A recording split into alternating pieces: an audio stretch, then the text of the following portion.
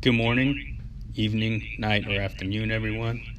We are the Accidental Statesman Group, and today we will be giving you an informational brief on Mission Command and Commander activities during the Mission Command process. Our group consists of Sergeant First Class Torralba, Sergeant First Class Barber, Sergeant First Class Seals, Sergeant First Class Bellenbaum, Sergeant First Class Roski, and myself, Sergeant First Class Amesco Martinez.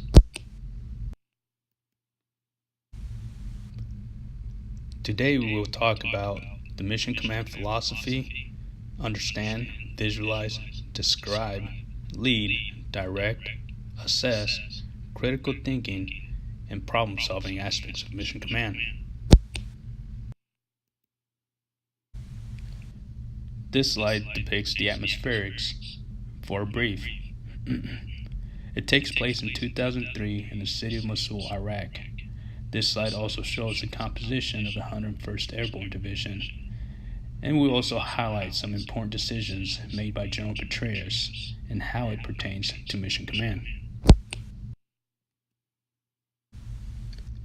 Good afternoon, everyone. Again, I am Sergeant First Class Amesco Martinez, and my informational brief will be on the philosophy of Mission Command and the 6 principles of Mission Command and how General Petraeus used them to his advantage.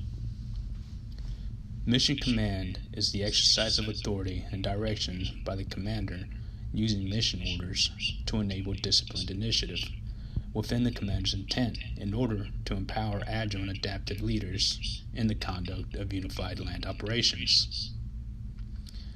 The theory of Mission Command and how it was used by General Petraeus. There are 6 principles to Mission Command.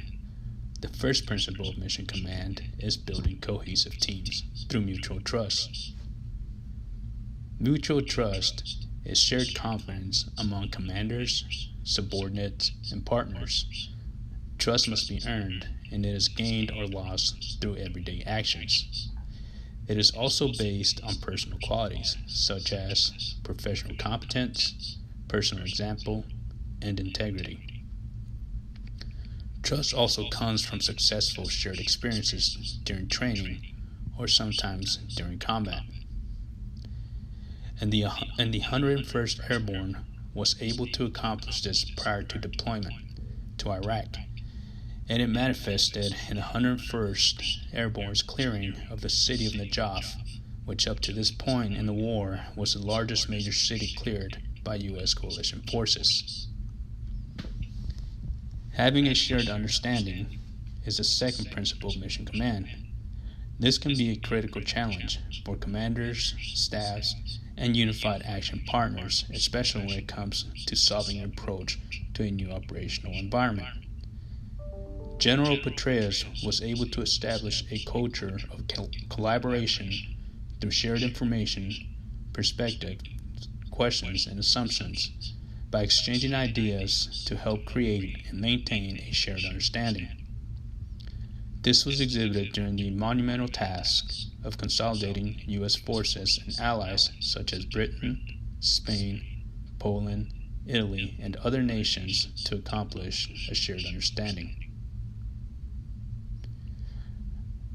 Providing a clear commander's intent is the next principle of Mission Command. Providing a clear and concise expression of the purpose of the operation and the desired end state provides focus to the staff and helps subordinates and supporting commanders act to achieve the commander's desired results without further orders. Even if the operation doesn't go as planned, General Petraeus was able to articulate during the development of the operation prior into going to Iraq. The next principle is exercise disciplined initiative. This creates opportunity by taking action to develop the situation. Disciplined initiative is action in the absence of orders, when existing orders no longer fit the situation. General Petraeus understood that he would need to trust his subordinate leaders to exercise disciplined initiative especially once he understood that he would need to establish outposts in order to gain a greater understanding of his operational environment. The use of mission orders is, are a way to assign tasks, allocate resources, and issue broad guidance. They emphasize to subordinates the results to be attained, but not how to achieve them. The use of mission orders contributed to General Petraeus' time management since he was essentially running a foreign country. The last principle of mission command is accept prudent risk. This is the overarching theme that comes when making decisions because uncertainty exists in all military operations. Prudent risk is deliberate exposure to potential injury or loss. It is a balancing act that General Petraeus had to perform while in Iraq in order to expose enemy weaknesses. The ability to properly employ and understand mission command is critical to success during all warfighting functions. The philosophy of mission command. The art of command. Field Marshal Hermann von Moltke of the Prussian Army laid the foundation for what would become mission command doctrine. Mission command is a simple yet complicated theory. It is based on the commander's possessing the skills of the art of command and the science of control. The commander should exhibit responsibility and accountability while effectively using available resources and planning the employment of or organizing, directing, coordinating, and controlling military forces. The science of control is based on the commander possessing the ability to regulate the force and warfighting functions, which also includes proper or controlled coordination with their staff. These elements combined will result in successful integrated actions. In summary, I talked about mission command philosophy, the 6 principles of mission command, the art of command, and the science of control. I also talked about how General Petraeus was able to successfully integrate mission command in order to accomplish the mission. I am Sergeant First Class Amesco Martinez. This concludes my brief. I will be followed by Sergeant First Class Torrealba. My name is Sergeant First Class Torrealba, and I will be briefing Mission Command Understand and how understanding the operational environment allowed General Petraeus to successfully rebuild Mosul. Mission Command creates a shared understanding of an operational environment that is crucial for commanders. This understanding is the result of advanced knowledge and applied judgment based on experience, expertise, and intuition. Shared understanding and purpose are the bedrocks of unity of effort and trust between commanders, staff, and unified partners, and are vital to successful operations. Grasping the nature, significance, and context of something enables real understanding. To achieve understanding, commanders process data to develop meaning. At the lowest level, processing transforms data into information. Analysis then refines information into knowledge. Commanders and staff then apply judgment to transform knowledge into situational understanding. The development and improvement of understanding is a continuous process for commanders. To understand a specific operational environment, commanders analyze the operational variables. Operational variables are military and civilian aspects of an operational environment that affect operations. They include political, military, economic, social, information, infrastructure, physical environment, and time. Army leaders use mission variables to further refine their understanding of operational variables within the context of their mission. Mission variables consist of mission, enemy, terrain and weather, troops and support available, time available, and civil considerations. These efforts, combined with information collection and personal observations, facilitate a commander's overall understanding of an operational environment. Commanders also use subcomponents to enable their understanding. These subcomponents include visualize, describe, and direct. The visualization of a desired end state and operational approach, the description of the visualized operations, and the direction of all aspects of operations. Intuition, experience, and expertise enable General Petraeus to successfully rebuild Mosul. General Petraeus arrived in Mosul aware that to be successful, he would need to understand the operational environment. Despite limited knowledge, a lack of resources, and operational uncertainty, his intuition, experience, and expertise enabled him to rebuild Mosul successfully. When General Petraeus arrived in Mosul in late April of 2003, he found himself facing the complicated question of what to do next. He understood that rebuilding Iraq was unavoidable and would be a tremendous task. As commanders begin to develop an understanding of the operational environment, they start to visualize the operations end state and potential solutions to solve problems. Very early on, General Petraeus visualized his desired end state for Mosul. As he saw it, his task was to provide the building blocks for a new Iraqi society. And so, he began asking questions which would help him understand the current operational picture and start developing potential solutions to problems. When the 101st Airborne Division moved into Mosul, the city was in ruins. Looting and chaos had devastated the area, there was no security, and absolutely nothing was operational. General Petraeus needed to reestablish normal daily life. He utilized CommuniCPT and METTC to analyze the operational environment and determine there was no electricity, no running water or garbage removal, no administrative or economic infrastructure, no local security forces, and thousands of unpaid and unemployed civil servants. Finally, he identified local tribe chiefs, political leaders, university professors, judicial figures, religious leaders, and local businessmen whom had knowledge and influence over Mosul. This analysis helped General Petraeus assess the condition of the city, understand the operational environment, and start developing possible solutions. General Petraeus used critical and creative thinking to develop solutions for many issues he encountered in Mosul. From the beginning, he decided to involve Iraqis in the city's rebuilding process.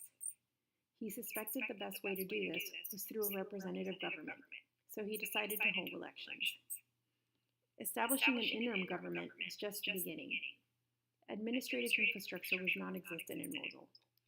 As acting city administrator, General Petraeus worked with civil affairs experts, regional UN agencies, and military civil affairs teams to address civilian concerns. He also assigned commanders specific tasks, partnering them with various ministry activities to oversee functions. Petraeus later noted the unit learned an enormous amount about many major industries. General Petraeus' assignments, positions, and deployments throughout his Army career contributed to an expanded level of professional experience, which helped him understand the operational environment in Mosul. He applied the knowledge gained from these experiences when developing his approach to stabilize and rebuild the capital city. General Petraeus' experiences also afforded him a level of familiarity engaging with foreign counterparts. He leveraged these professional experiences while in Mosul. General Petraeus' first assignment to Italy gave him the opportunity to participate in NATO exercises throughout Europe.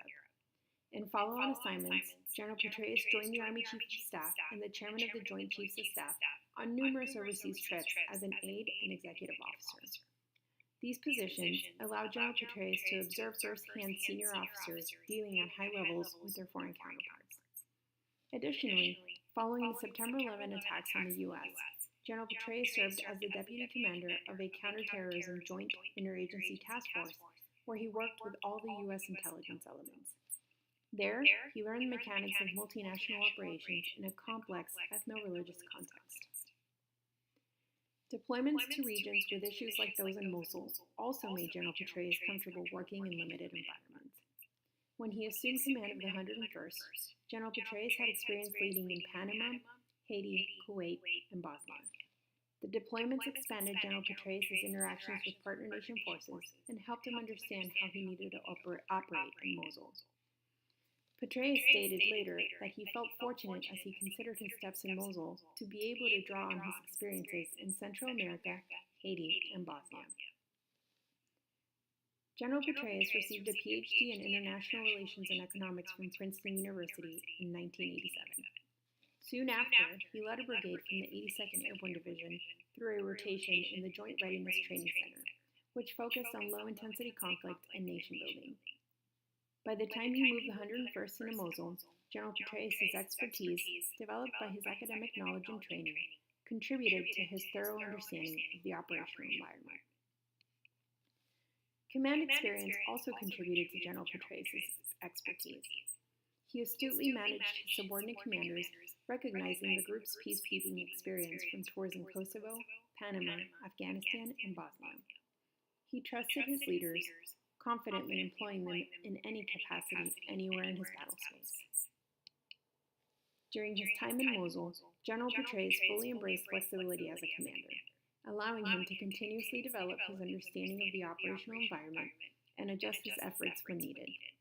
When his initiatives faltered, General Petraeus would reassess issues and employ alternate courses of action.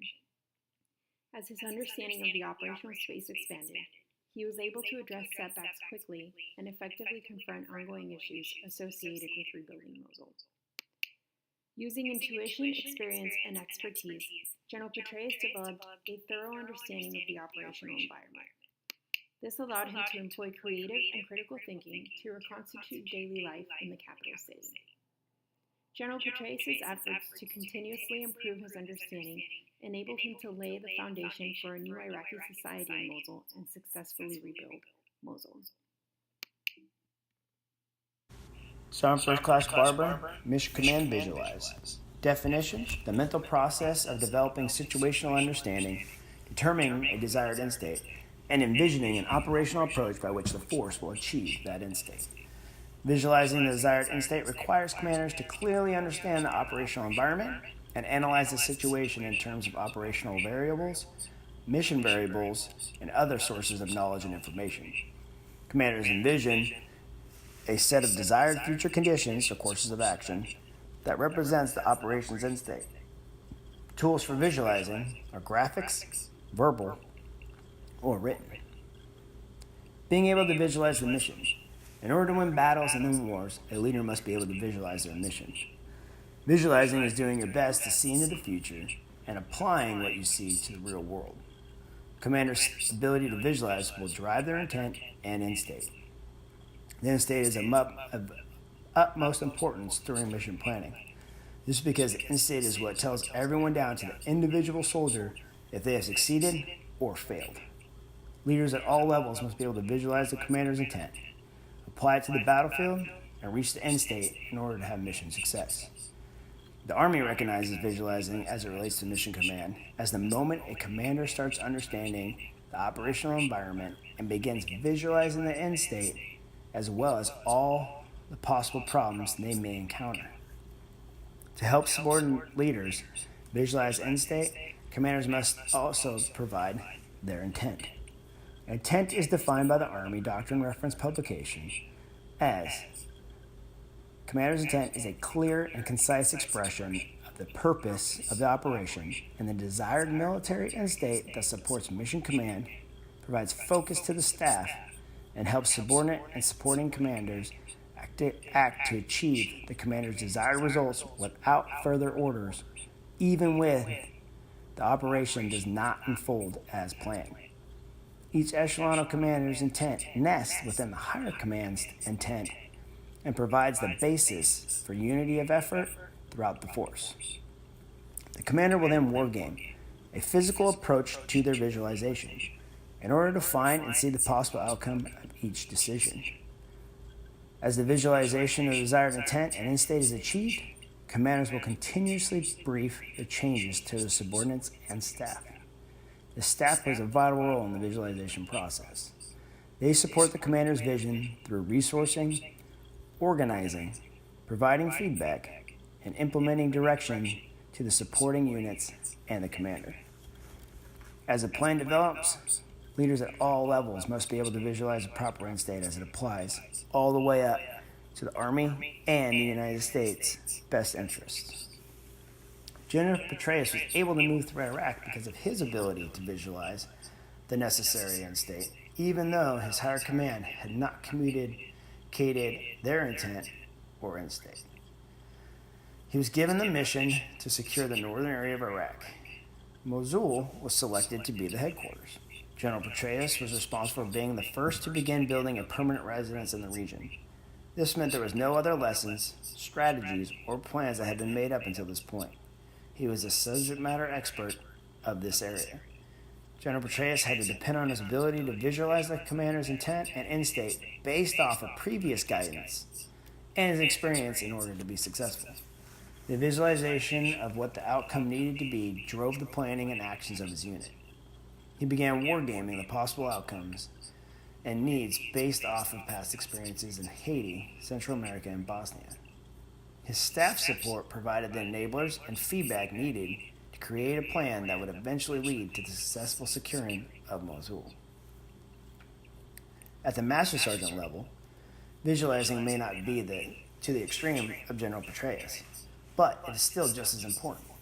Even daily tasks have to meet the command mission. If they do not, the overall mission will fail.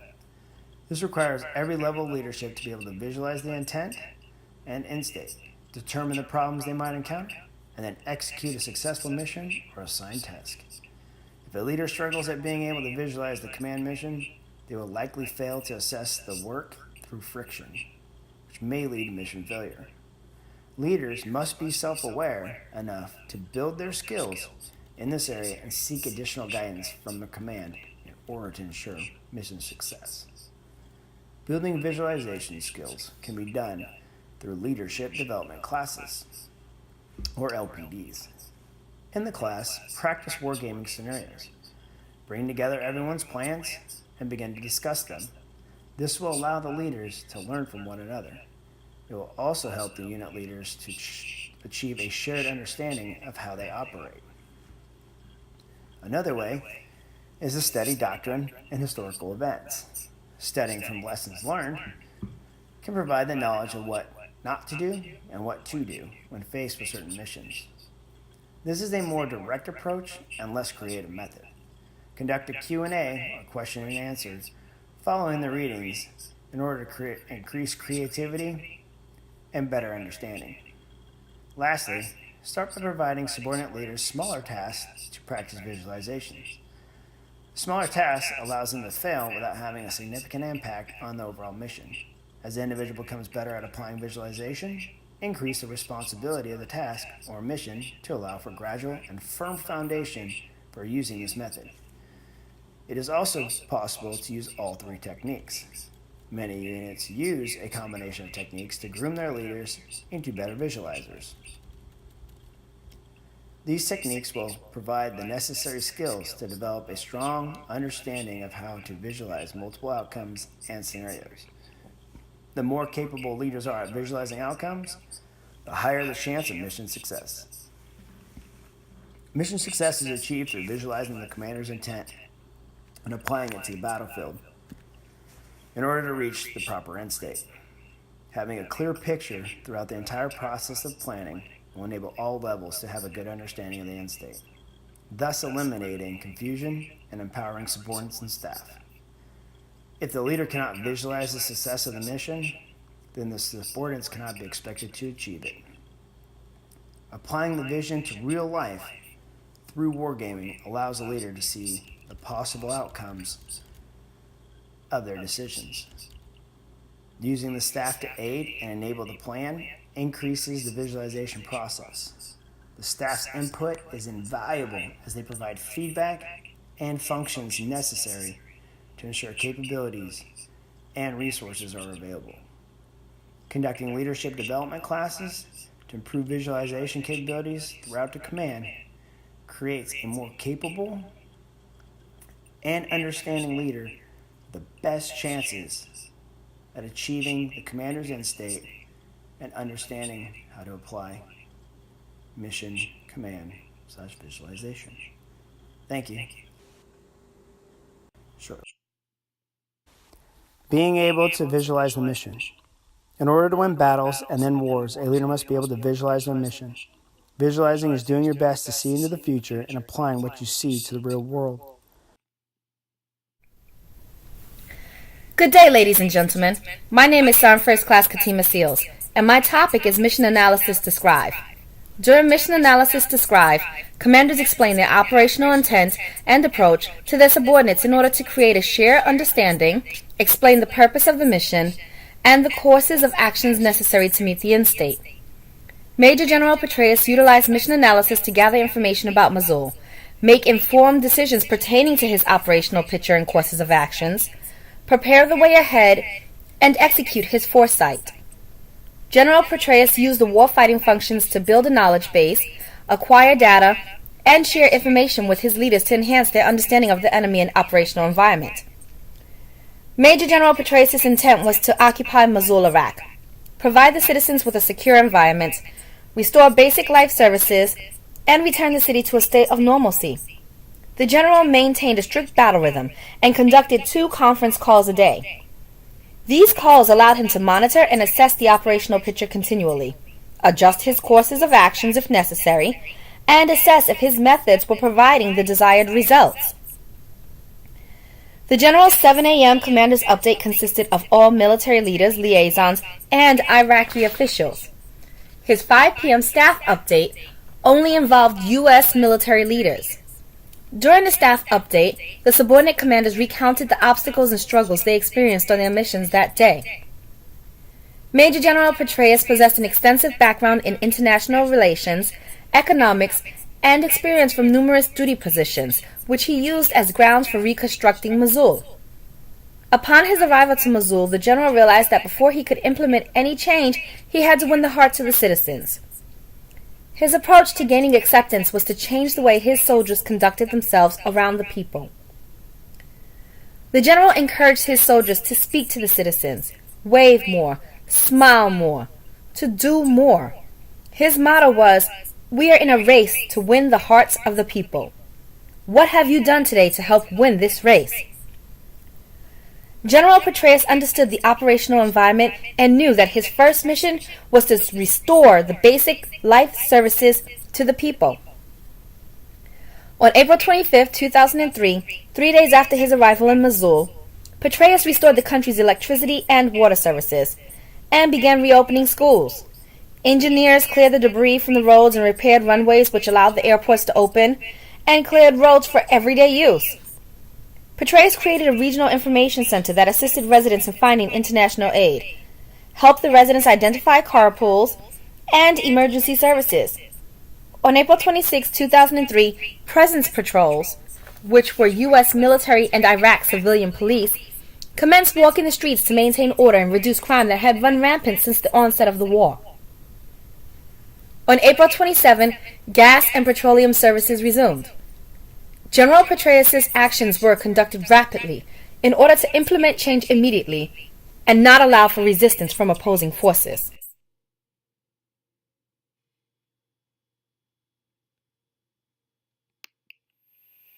Concurrently, on April 27, 2003, General Petraeus met with 7 Mosul leaders whom he persuaded to help him establish the first elections for government officials and select viable running candidates. The council chose 250 males from 9 different ethnic groups and varying occupations. Due to Mosul's precarious political state, Major General Petraeus felt it was best to supply the people with a safe pool of hand-chosen candidates. The people of Iraq would then vote for a 24-member provincial council on May 5, 2003. Petraeus sought to mitigate disputes based on ethnical discrimination. Therefore, he and his team of lawyers devised a governing party that was multi-ethnical. The deputy governor would be Kurdish, the assistant governors were Assyrian, Christian, and Turkmen, and the mayor was Arab. Major General Petraeus encountered several obstacles prior to conducting elections. Mosul had not held an election in almost 50 years. There were no poll booths, no bylaws for government officials, and no facility where Petraeus could run voting. General Petraeus had his engineers build poll booths, his officers and team of lawyers write bylaws for the government positions and research how to conduct an election. He even acquired permission to utilize the Mosul Social Club to host the election and man the facility with U.S. security forces.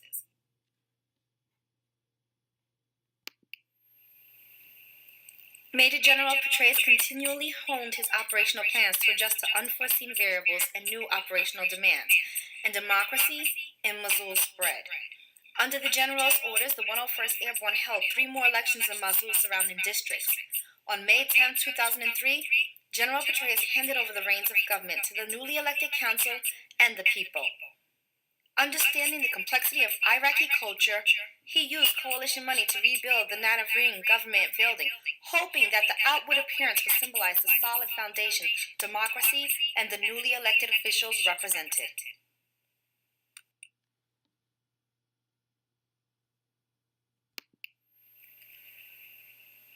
One of Major General Petraeus' implied tasks was to stabilize the economy.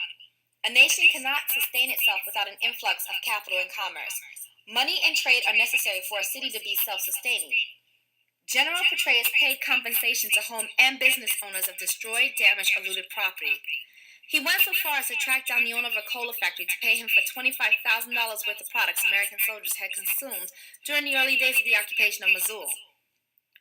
The general believed that the U.S. needed to set the standard for what right looked like. When U.S. soldiers inadvertently killed civilians during a mission of raid control, Major General Petraeus paid reparations to the families of the deceased. Reparations and compensations discouraged the locals from revenge killings and reduced chaos and distrust between U.S. soldiers and the Iraqi people. It also provided another means of dispersing funds into the economy. The general directed $1.4 million in back pay be dispersed to civil employees that had not received a salary since the onset of war. He spent $17 million on reconstruction projects. He rehired former Iraqi police officers for the Presence Patrol, reinstated professors for the University of Mosul, purchased silos for farmers, created a reconstruction group for Iraqi military officers, and rendered aid to reopen factories and businesses.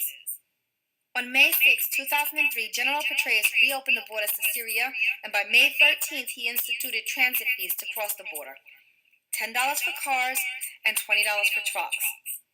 Reopening the borders with Syria reinstated 150 Iraqi border patrol positions, created an additional 100 positions for the local Shamir tribe, and decreased hostilities from the locals over previous income loss from the border closures. Reopening the border also helped to mitigate inflation in the economy due to the influx of funds Petraeus' reconstruction instigated. It also reduced crime from black market goods crossing the border. Petraeus also invested in media. He hired journalists, paid for their equipment, refurbished the local television station, and paid for an FM radio station. Within months, with the assistance of the 22nd Mobile Public Affairs Detachment, General Petraeus had television shows for political discussions, enjoyment, and to develop pro-coalition broadcasting. By the fall of 2003, Mosul's newspaper companies increased from 1 to 24 different publications. Empowering the people and promoting democracy meant providing the public with a voice, a means of survival, and a safe venue to speak freely.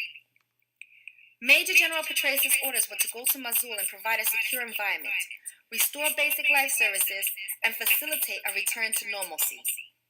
At every turn, General Petraeus encountered obstacles. He had no guidance, only the commander's broad intent, which allowed him maximum freedom of action, which he used to exercise initiative in order to accomplish the mission. In the general's words, you have to exploit windows of opportunity while they're open, and not study them until they start to close. Major General Petraeus possessed uncanny powers of strategical analysis and foresight, which enabled him to reconstruct a nation and empowered it to maintain itself.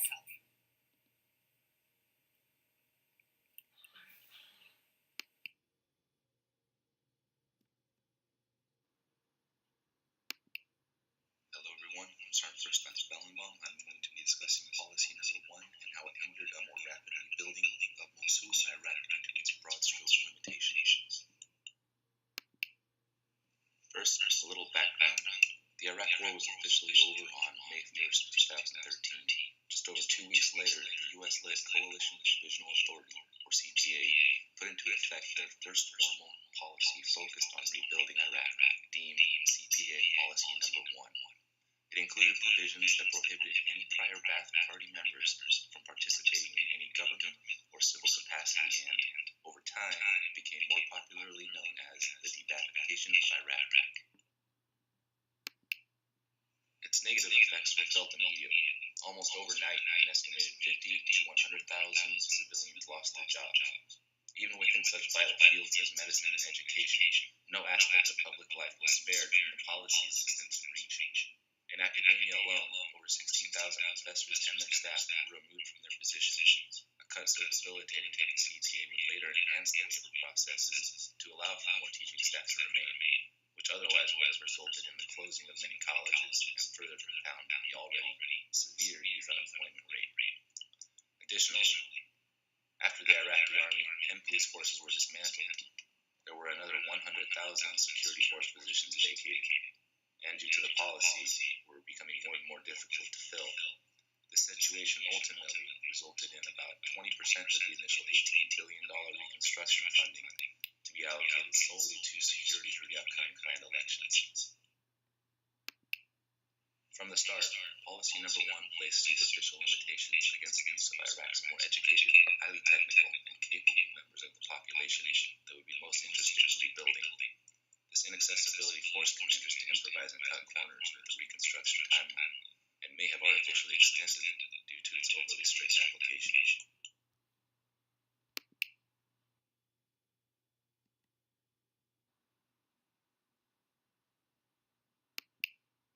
Despite the initial impact of the de-Ba'athification, the people, while generally optimistic and patient, were largely pessimistic that any change was actually going to take place. Take, for example, the elections, which experienced relatively high turnouts even today, where much of the population was enthusiastic but remained overly negative towards the government. A common complaint throughout is that the new government, similar to the old, was not representative of the people. The sentiment is evident by Iraq's post-war constitution, one that even presently undergoes constant debate and amendment. One more example of the policy's negative effects are the limited economic opportunities. Prior to the war, state-run enterprises employed a significant portion of the civilian population. Despite their official affiliations, many of these enterprises only provided consumer goods and necessities. After the war, however, these assets were dismantled and sold off, but not replaced with viable alternatives. Particularly affected were those within the highly technical trades, since Ba'ath Party membership was all but required. However, while affiliation did not necessarily equate to support, those experienced workers were removed all the same, and the remaining workforce was inexperienced and incapable of addressing post-war Iraq's crumbling infrastructure.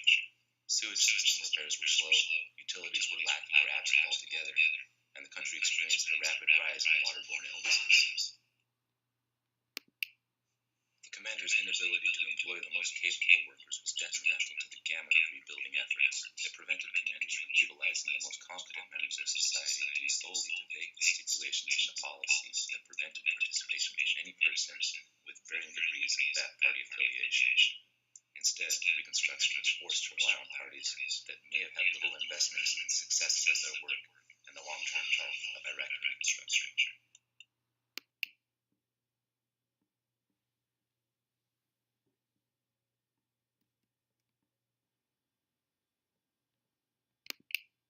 The policy and its expansive reach continues to have a lasting impact on Iraq today.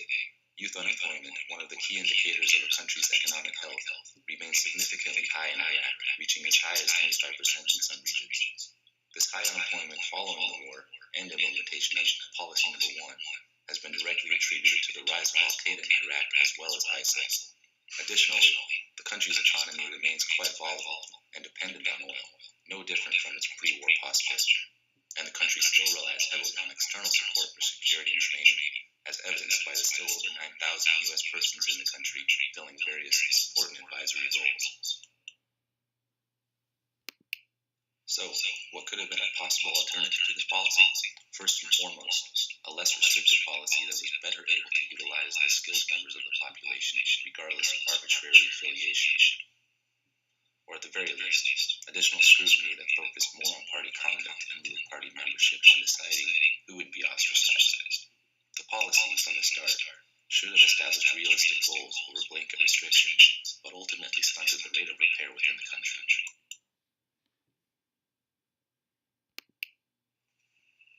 CPA's policy number 1 is a controversial decision even today. Not only did it artificially delay the reconstruction of Iraq, but it directly led to increased unemployment and volatility in the population, and is even credited with further compounding the friction between Sunni and Shiite Iraqis. To date, it remains a prime template of what not to do when dismantling former regions of the Middle East. Barring any questions, I'll be followed by Sergeant First Class Ross. Good morning, evening. I'm Sergeant First Class Krosky, and I will be briefing on critical thinking and problem solving. Critical thinking and problem solving occurring led to many successes throughout the campaign of the 101st Operations. Critical thinking is the process used to analyze, interpret, synthesize, comprehend, and evaluate problems. Critical thinking focuses on how to think versus what to think. Problem solving deals with understanding simple to complex problems, analyzing them, and then coming up with viable solutions. The 101st adjusted as necessary along the entire operational continuum. The staff collected ground truth facts and acted upon them. Leaders at all levels were encouraged to evaluate situations and respond appropriately. Originally, it was planned for the 101st Airborne Division to control the area south of Baghdad.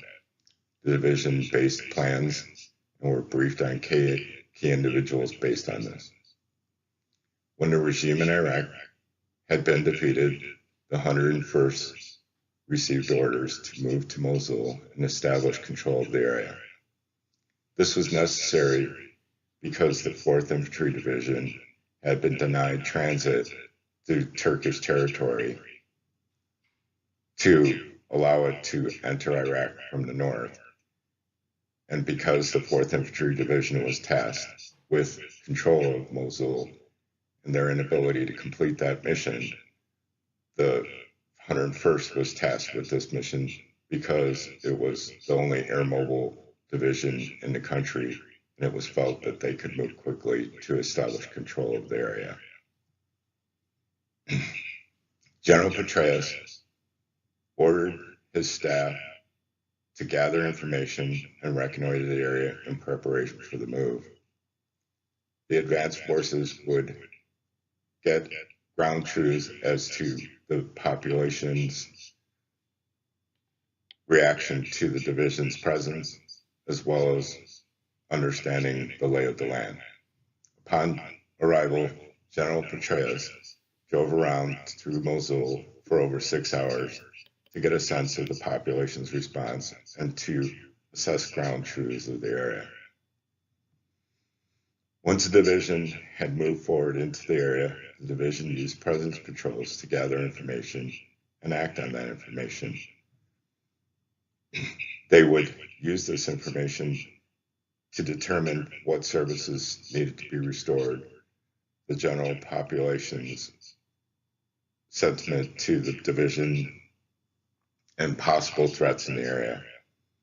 This would eventually lead to the presence patrols being paired with law enforcement that would eventually be rehired and eventually lead to the division stepping back on the security patrols and allowing law enforcement to take the lead. General Petraeus would evaluate the level of control necessary for different situations. If he felt more control was necessary, he would take a clear interest in ensuring that a situation resolved correctly to lead to mission success. He also attempted to steer situations in the desired direction through influence, trying to not directly interject himself into situations, but would exert more pressure where necessary. This was obvious in the establishment of the Mosul government, where the initial people to come forward did not get along and had their own agendas.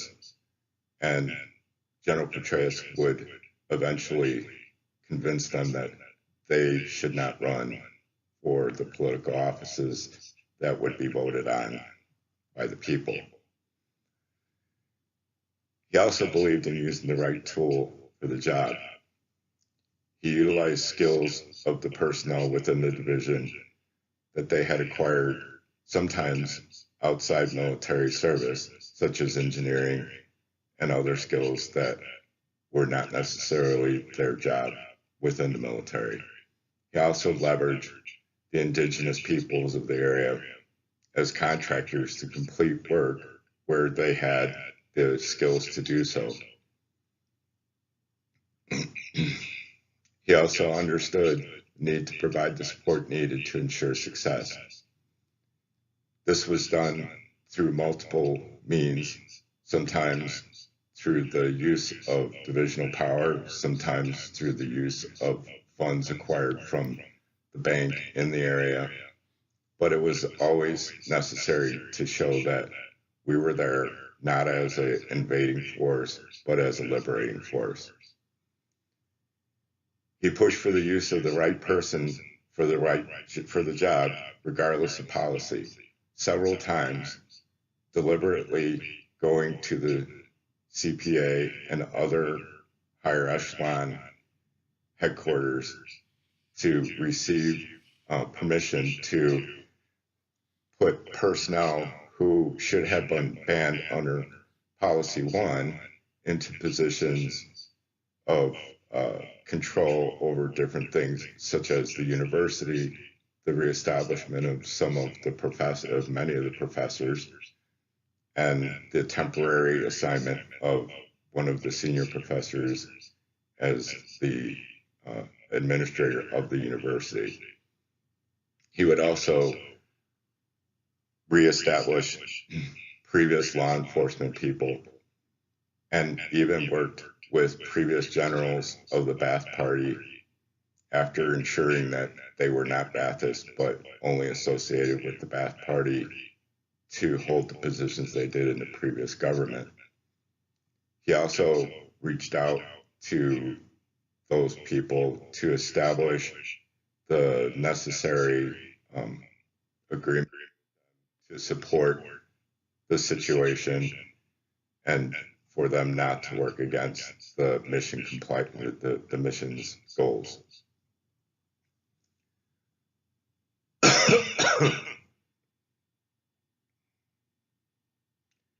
He saw early on that it was necessary for the Iraqis, where possible, to try and complete the work, as opposed to the division.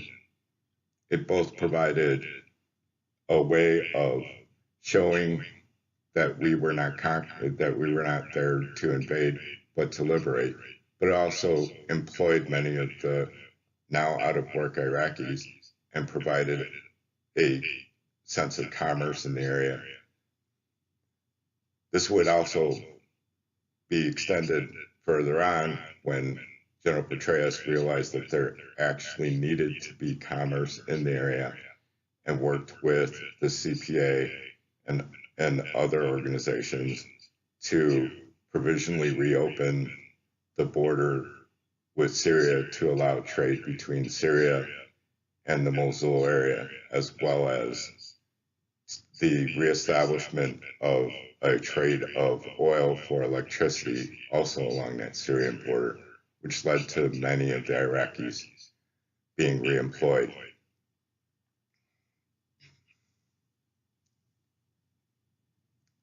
Planning ahead for what can be anticipated and how to best prepare for the consequences of actions was something that would be constantly evaluated throughout the operation.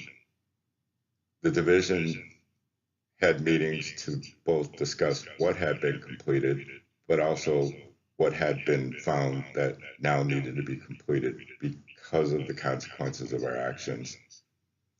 Where possible, he established clear guidelines as to what constituted success and required his divisional officers, when advocating for work to be done and funds to be spent, that they had to clearly show what success was and had to be able to show that success throughout the continuum of the projects that were worked on.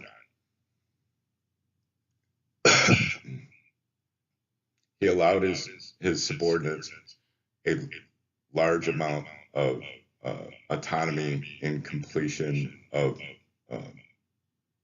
the mission, but he did monitor and question constantly what they were doing and why it wasn't of an advantage.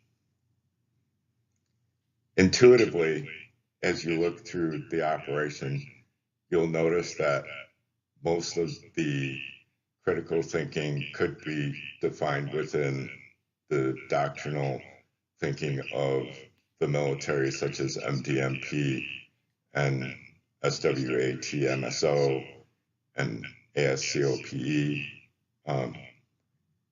Basically, within the scope of all this, what you see is that good decisions were made through the use of critical thinking and questioning what needed to be done and when it needed to be done, and then applying those through problem solving.